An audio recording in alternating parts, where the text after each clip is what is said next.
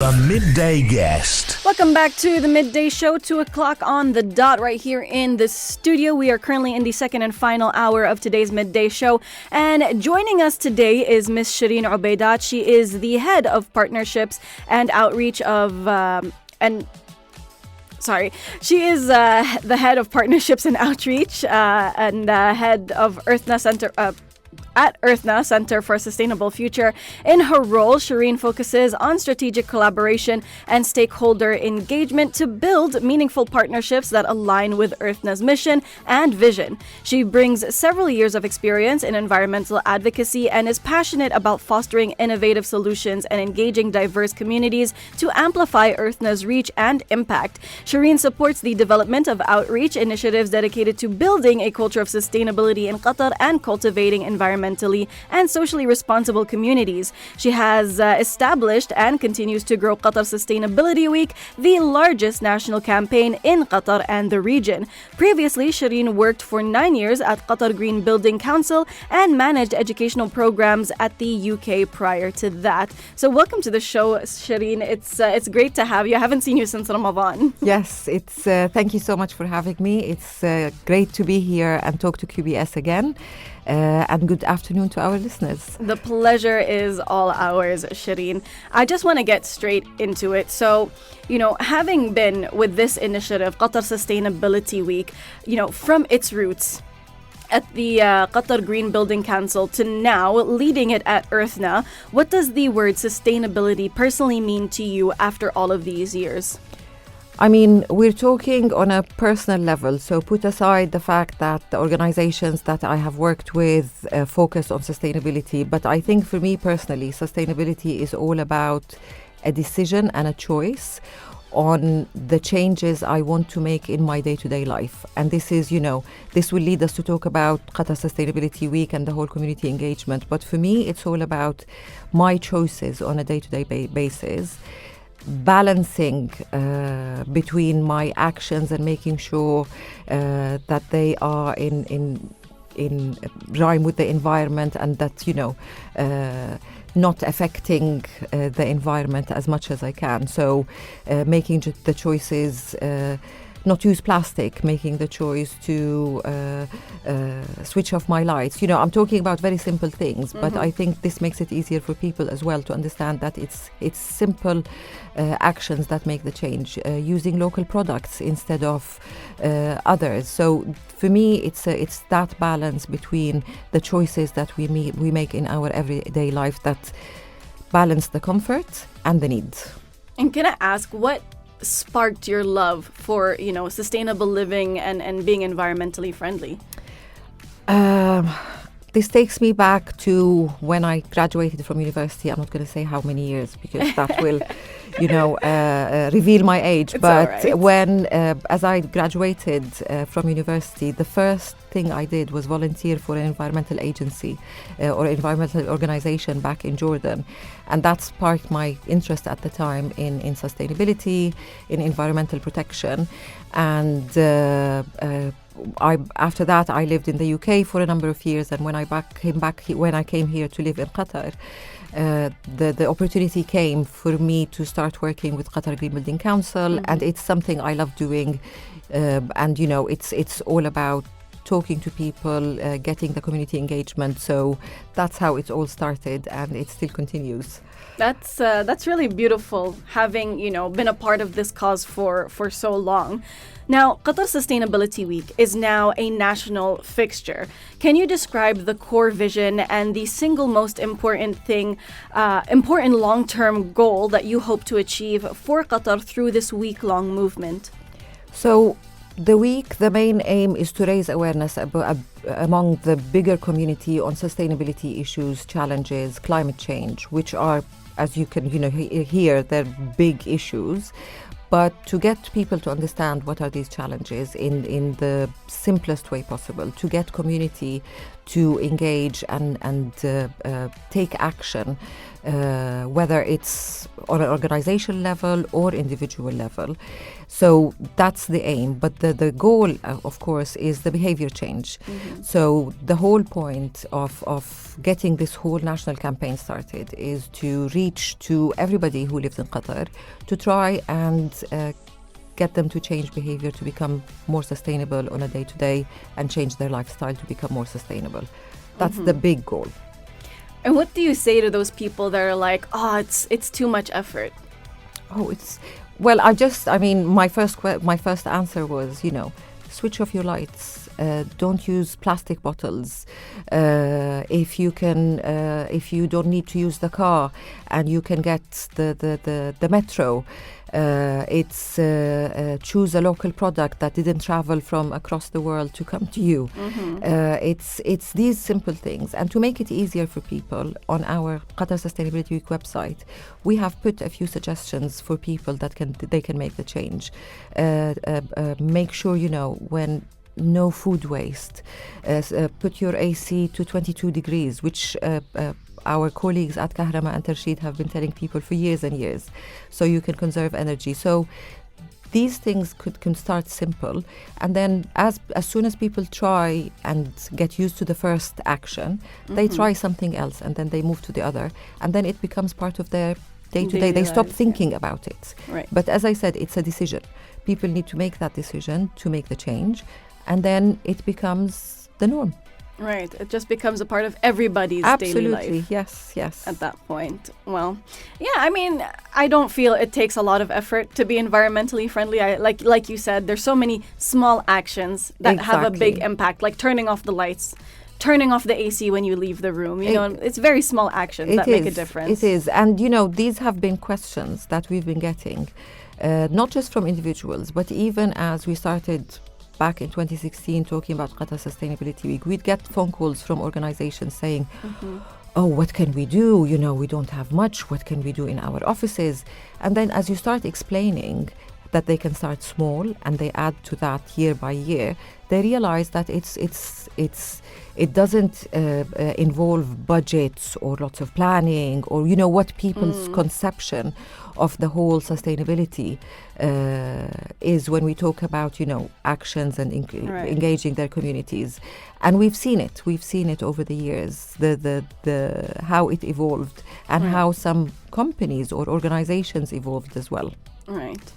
All right. Well, I really love where this is going, and I absolutely love that we have an initiative like Qatar Sustainability Week to bring these issues more to light and to show people it's really not that difficult. So now that we have, the government and major corporations, and we have the daily actions, that and the role that citizens and small businesses get to play to contribute to the success of Qatar Sustainability Week, what can those actions and roles be? So, as you said, we've got those actions by these organizations because we always say that as Earthna, we have a certain level of reach. And our reach, we will be talking about, let's say, our objectives that are related to the work that we do, the research or the topics that we focus on. But sustainability is so big, and sustainability includes everything that we do. So we sort of gave the baton, if you want to say, for these organizations to highlight what they need to highlight according to their objectives to their communities. So whether they want to highlight lifestyle, whether they want to highlight certain technical aspects of sustainability, and this is the message they get to their communities, whether employees, whether general public, through either initiatives, activations, or events on the topics that they would like to choose. And obviously, we were talking about citizens, finding out what's out there, learning about sustainability, going to different Sustainability Week sessions, looking at the website, seeing what actions they can change, and that gives them the power to make the change as well. I think we need to stop waiting, or not, the word waiting is not the one. the government or the ministries are doing their job for what is related to them from a policy perspective. But we think that it is the role of every organization, every citizen to actually make the change and support the government and the Qatar National Vision 2030 from a sustainability perspective. I see. Now, as head of partnerships, you work with diverse groups. Now, what initiative, sustainability initiative, what was one that was born out of a community level action and has particularly surprised you or inspired you recently? I mean, that's a very difficult question because over the years we've seen so many, and I always am a bit. I worry that if I mention something and then you miss others, but over the years we have seen so many community groups bring themselves together and do so many amazing things. I remember a few years ago we had a community group of a few mothers who started a petition and signing a petition for eliminating plastics.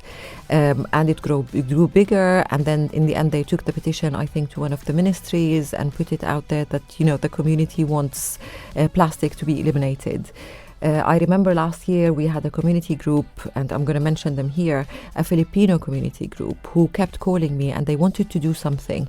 They ended up doing a camping trip for their bigger community where they did a beach cleanup, where they did little workshops for the young ones. And, these things inspire you. We work, or we've got the SDG Ambassadors Group who was created from a community group, and now they're a proper organization where they bring kids, they teach them, they empower them, they do the capacity building, and you're talking kids from the age of 5 and 6 up to 17 and 18, and they give them courses, and they start going and spreading the word out there in their schools, universities. So these are always inspirational. I always get phone calls from students saying, we want to do this, how can we take part, how can we do it?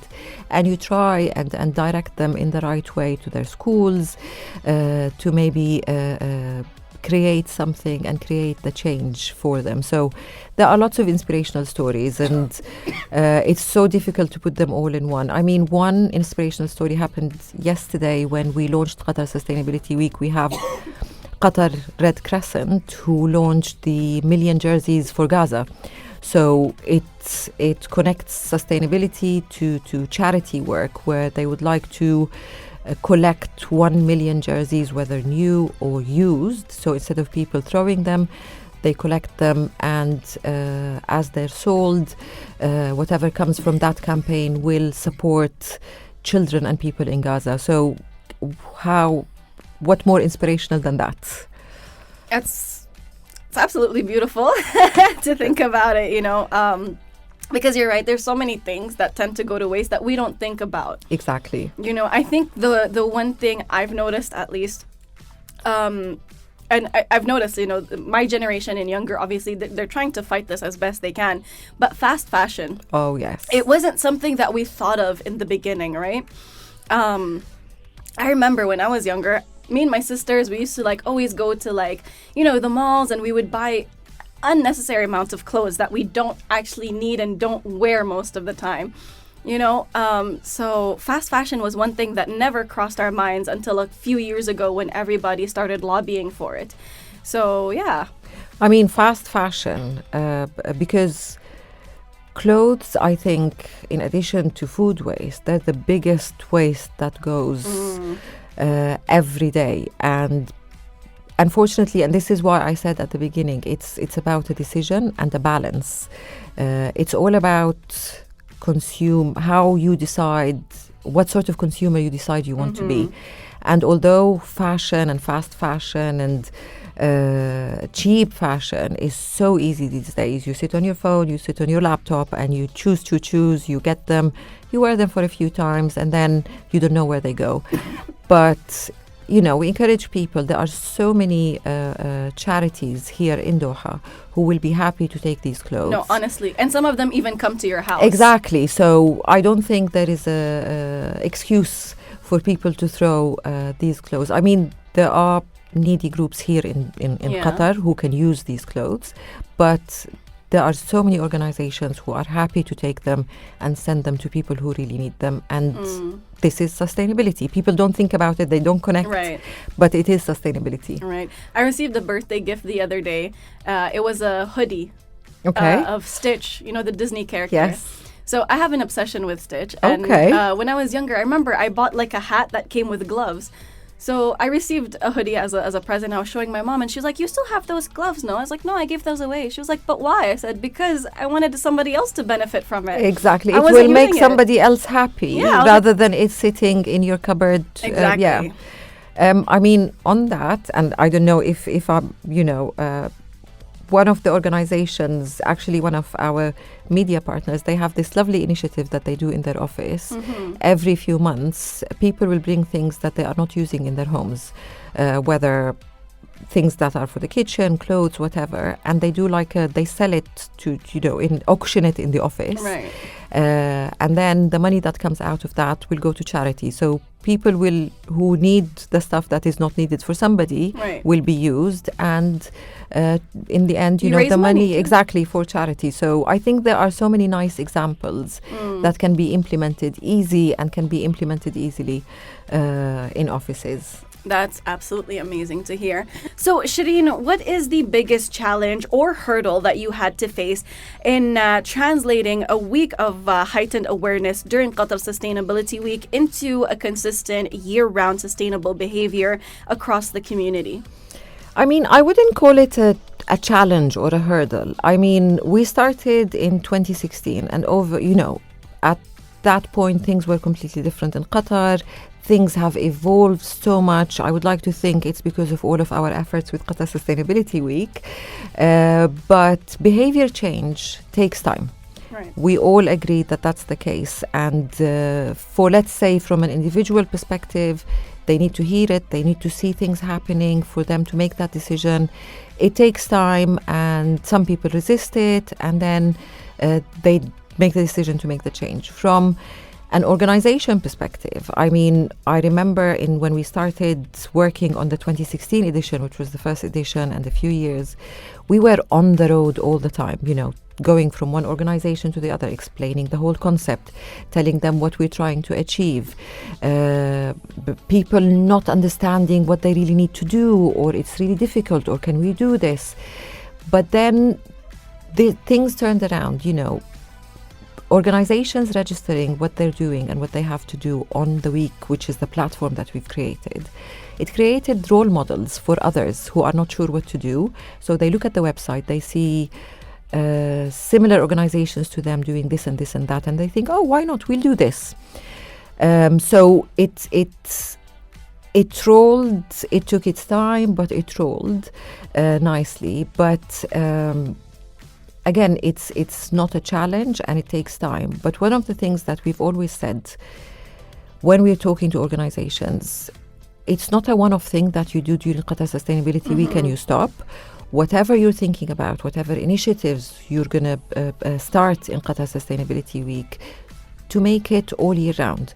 This is not a one-off, and we have seen it over the years. Some of them will start during Sustainability Week with something simple, and then they find that it's not difficult and people are accepting, so they roll it out. And for now, we can see it now after 10 years, lots of them put Qatar Sustainability Week as this, let's say, goalpost in the year, where it's time for them to talk about what they've done through the whole year, about their achievements, about the things that they have done, the engagement that they have done from their employees. So it maybe took its time, but it's there, and hopefully it will inspire others to join this movement as well. I see. Now, when you go on EarthNA's website, you guys explicitly say that EarthNA is focused on hot and arid climates. So how does the knowledge and expertise gained during Qatar Sustainability Week directly contribute to the wider research and policy work that EarthNA does for the region? So with Qatar Sustainability Week, it's a two-way thing. one of the things, as you said, the research that we have or the topics that we focus on, lots of my colleagues use Qatar Sustainability Week to do lots of stakeholder engagement workshops, to meet with the partners, to meet with different organizations. And those workshops work on feeding the research that they are working on, that eventually will come out as a publication or a report as a result of the workshops that they've had during Qatar Sustainability Week. And those workshops and those events sometimes bring not just the local stakeholders, but they work with regional and international stakeholders as well. The other way is that the research and our focus on hot and arid climates, during Qatar Sustainability Week, we translate it in a simpler way to educate, let's say, the general public on the work that we are doing. So some of the public seminars that we do focus on some of the subjects and topics that we are working on. Like, for example, next week we have a public seminar that will be on Qatar's mangroves and the work that we are doing on the mangroves project. It's going to be on Wednesday, 5th of November, and if people would like to attend, they can register and join us. Additionally, we're educating, let's say, the general public. We've set up a few dates where we've invited some of the organizations to actually come to the mangroves and support with the conservation and planting activities that we have at the mangroves. And if organizations are interested in long-term collaboration on that and partnership, they can give us a call and we can set up that and discuss it with them and see how they can support the mangroves project. So this is one example of how it works two ways. We're talking to the public about the things that we do, not in the most technical way, but for people to understand what EarthNA does, and we meet with our partners to feed into the research that we have. So EarthNA's data shows incredible public engagement. What is one specific measurable impact or change in public behavior that you've observed since the launch of Qatar Sustainability Week that you're most proud of?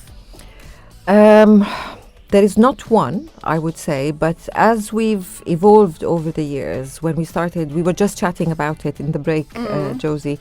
We were saying in 2016, when we first started, people's understanding were not as they are now, and we had to talk lots to different organizations. And one of the first things that we used to suggest to people at the time: eliminate plastic bottles, give your employees their own bottle that they can refill during the day. And people were looking at us, what are these people talking about? And you see people now walking around in Doha with their own water bottles. Right. I think this is a nice achievement. There are so many things that have happened over the years, like, for example, the recycling initiatives that everybody has. We'd like to think that this was part of the whole awareness that we have created over the years. Even some of the, eco products, again, when we started in 2016, people couldn't find them in the market, or they were not as available as they are now. And people used to say whatever's available is so expensive. Now you can see them everywhere, and people are using them. People are looking for them more than, and they're easily available in different supermarkets. So we'd like to think that this is part of the impact that we've had. We've seen some of the schools evolve, who started looking at small initiatives when they first started, and now they have become eco schools, and they've achieved the certification of eco schools here in Doha.